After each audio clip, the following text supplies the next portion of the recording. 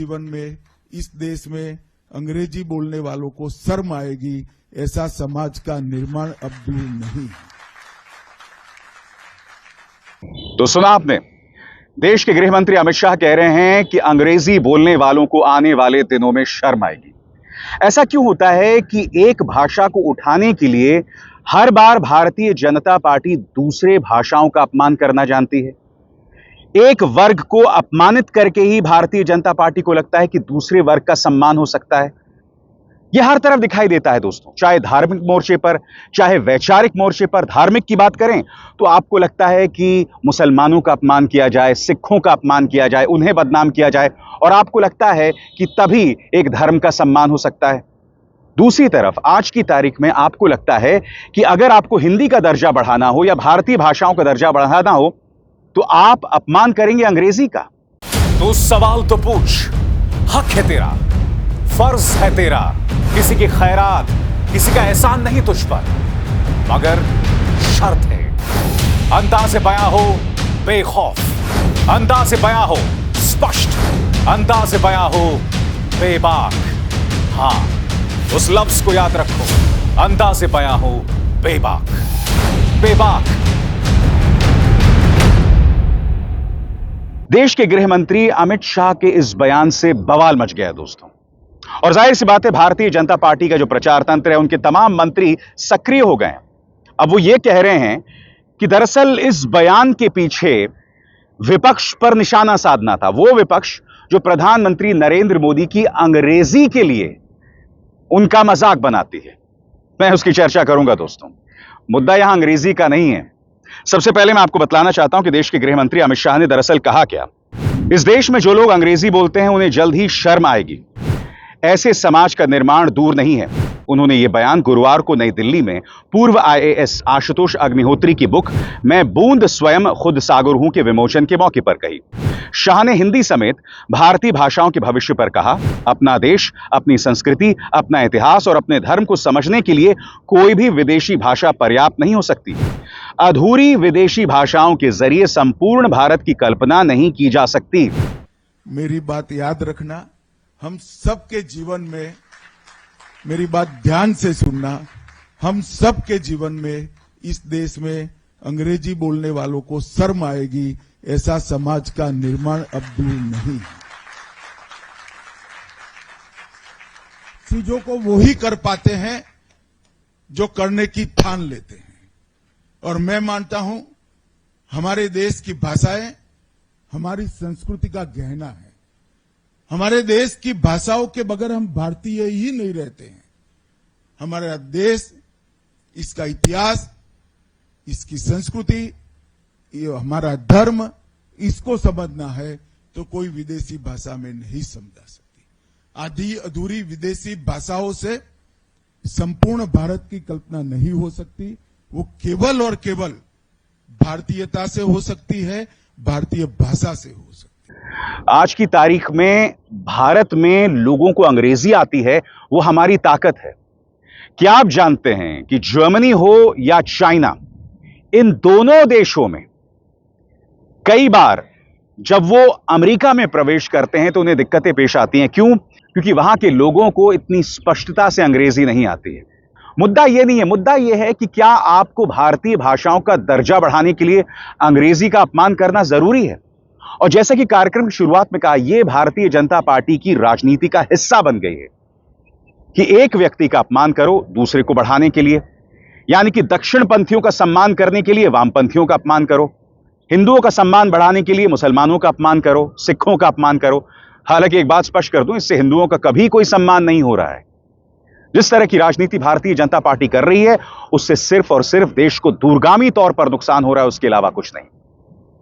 आज मैं इस देश के समाज से पूछना चाहता हूं, जो बात यहां पर अमित शाह ने कही, क्या उनकी बात सुन के आप यह फैसला करेंगे कि आप अपने तमाम बच्चों को हिंदी मीडियम, या अगर आप दक्षिण भारत से हैं, या अगर आप पश्चिम बंगाल से हैं, या आप महाराष्ट्र से हैं, क्या आप ये मुझे वादा करते हैं कि आप अपने बच्चों को अंग्रेजी पढ़ाना बंद कर देंगे?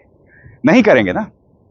एक भाषा को इसलिए पढ़ा जाता है, और खासतौर से अंग्रेजी जैसी भाषा जो ब्रिटेन, अमेरिका में बोली जाती है, और आज ये दुनिया एक ग्लोबल विलेज है। हमारे यहां पर बीपीओ सेंटर्स हैं, कॉल सेंटर्स हैं, जहां हमारे भारतीय बच्चे बैठते हैं और वो अमेरिका और ब्रिटेन में लोगों की समस्याओं का निदान करते हैं। और ऐसे में देश के गृह मंत्री क्या कहते हैं? देश के गृह मंत्री कहते हैं कि इस देश में जो लोग अंग्रेजी बोलते हैं उन्हें जल्द ही शर्म आएगी। क्यों शर्म आएगी भला? और जैसे मैंने कार्यक्रम की शुरुआत में बताया, भाजपा यह कह रही है कि दरअसल इसका मकसद यह था कि जिस तरह से विपक्ष प्रधानमंत्री नरेंद्र मोदी के अंग्रेजी का मजाक उड़ाती है, इसके पीछे यह सोच थी। एक सवाल मैं आपसे पूछना चाहता हूं। हमने कई मोर्चों पर देखा है जब प्रधानमंत्री नरेंद्र मोदी अंग्रेजी में बोल रहे होते हैं और अर्थ का अनर्थ हो जाता है, मगर हकीकत यह है कि हमने ऐसी कई मिसालें भी देखी हैं जहां प्रधानमंत्री हिंदी में बोल रहे थे और अर्थ का अनर्थ हो गया। सबसे बड़ी बात, आपको क्या लगता है अगर प्रधानमंत्री नरेंद्र मोदी डोनाल्ड ट्रंप के सामने अंग्रेजी नहीं बोल पाते हैं या उनकी बातों का जवाब नहीं दे पाते हैं तो वो इसलिए क्योंकि उन्हें अंग्रेजी नहीं आती? सरासर गलत दोस्तों। जब डोनाल्ड ट्रंप भारत के प्रधानमंत्री की मौजूदगी में भारत को टैरिफ किंग बताते हैं तो प्रधानमंत्री इसलिए खामोश नहीं रहते क्योंकि उन्हें अंग्रेजी नहीं आती। प्रधानमंत्री इसलिए खामोश रहते हैं क्योंकि उनके पास ट्रंप की बात का जवाब देने की नैतिक हिम्मत नहीं है, और वो नैतिक हिम्मत कई मोर्चों पर दिखाई देती है। याद कीजिएगा वो लम्हा जब डोनाल्ड ट्रंप ने भारत का अपमान उनके सामने किया था और प्रधानमंत्री खामोश रहे थे, याद है?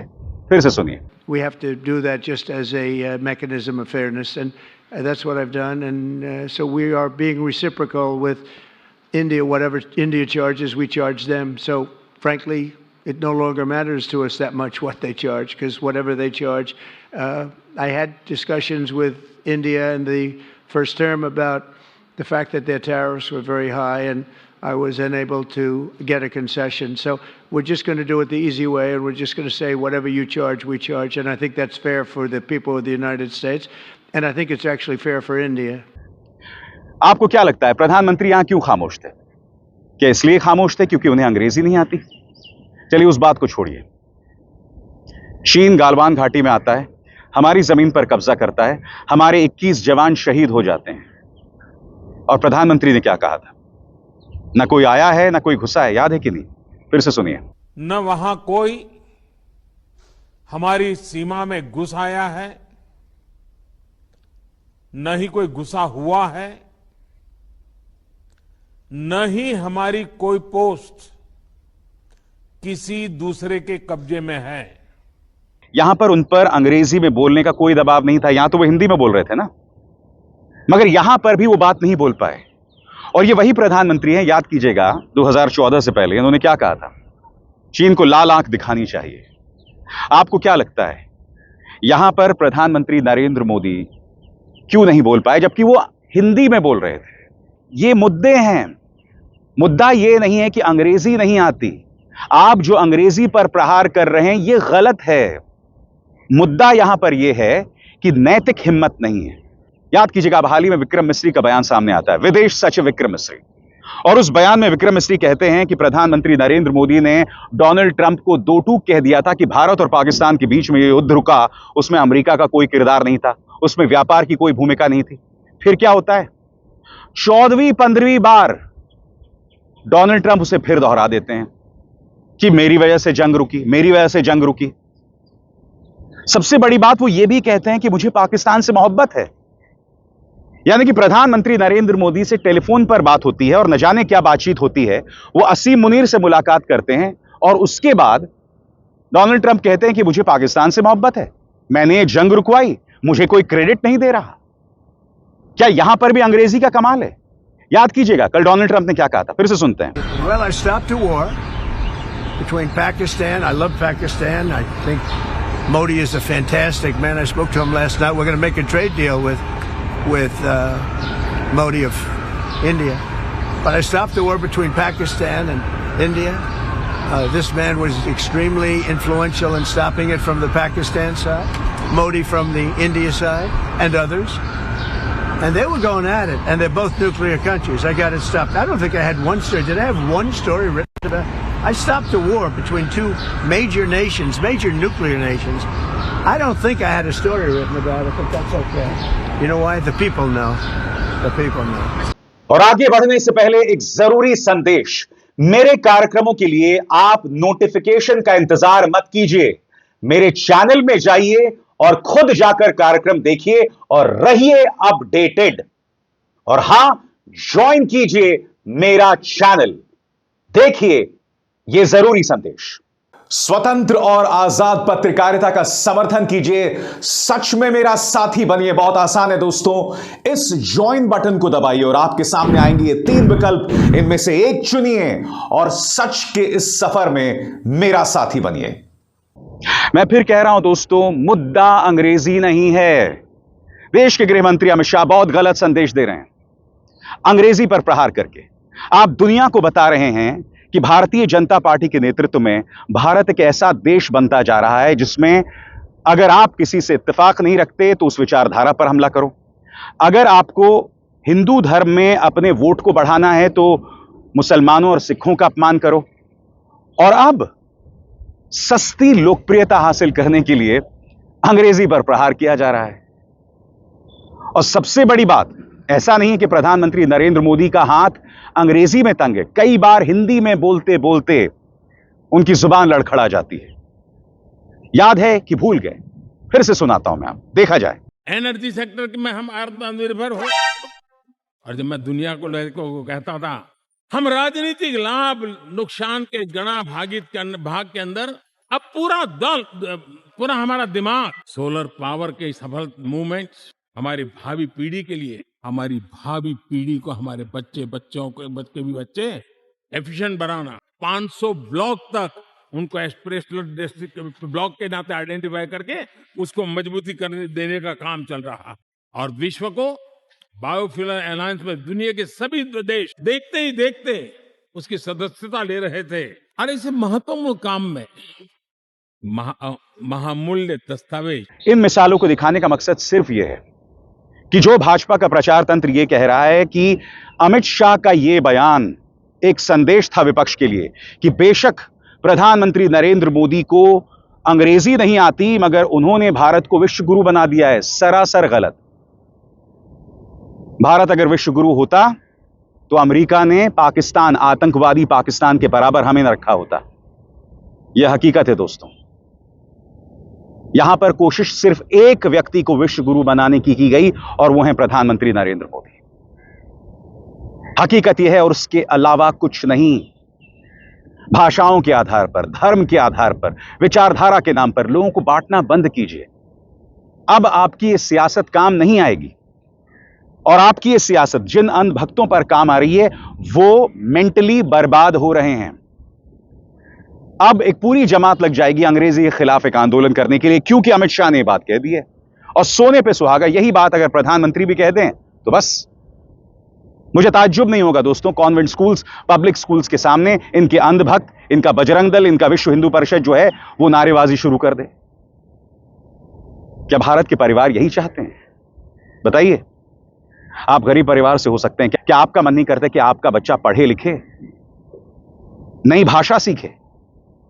अंग्रेजी भाषा जानेगा तो दुनिया भर में कई किताबें लिखी गई हैं अंग्रेजी में, जिनका अनुवाद हिंदी में नहीं है, जिनका अनुवाद स्थानीय भाषाओं में नहीं है। वो किताबें पढ़ेगा, उसका दायरा बढ़ेगा, उसका सोच बढ़ेगा। मुझे लगता है कि अंग्रेजी के खिलाफ ये जो बयान दिया गया है ना, इसके पीछे एक बड़ी सोच है अमित शाह की। वो इस देश की जनता के दायरे को संकुचित कर देना चाहते हैं। और क्यों? क्योंकि जब आप जनता को धर्म पर उलझाकर रखना चाहते हैं, हिंदू मुस्लिम में उलझाकर रखना चाहते हैं, जब हिंदुओं को आप यह समझाते हैं कि हिंदू खतरे में है, आपका धर्म खतरे में है, जो बाय द वे इंस्पायर्ड है मध्य पूर्व के उन कट्टर मौलवियों से जो बार बार कहते हैं कि इस्लाम खतरे में है, तो जब आप लोगों को इन दायरों में, इन मुद्दों में उलझाकर रखना चाहते हैं ना, तो वो लोग आपकी भेड़ बकरी बन जाते हैं। अब आप अंग्रेजी पर प्रहार कर रहे हैं, जो अपने आप में एक निहायत ही शर्मनाक सोच है। मुझे लगता है कि देश के गृह मंत्री को यह सब नहीं कहना चाहिए। यह गलत है, इससे हमें ऊपर उठना चाहिए। मगर हां, इन्होंने जो बयान दे दिया, मैं दावे के साथ कह सकता हूं, अब इस बयान को और बढ़ाया जाएगा, चढ़ाया जाएगा और गोदी मीडिया भी इस पर तालियां पीटेगा। यह इनकी राजनीति और दुर्भाग्य से यह है देश का संगोल युग, यह है वो रामराज्य जिसके आधार पर ये लोग दावा करते हैं कि देश अब विश्व गुरु बन गया है। अभिसार शर्मा को दीजिए इजाजत। नमस्कार।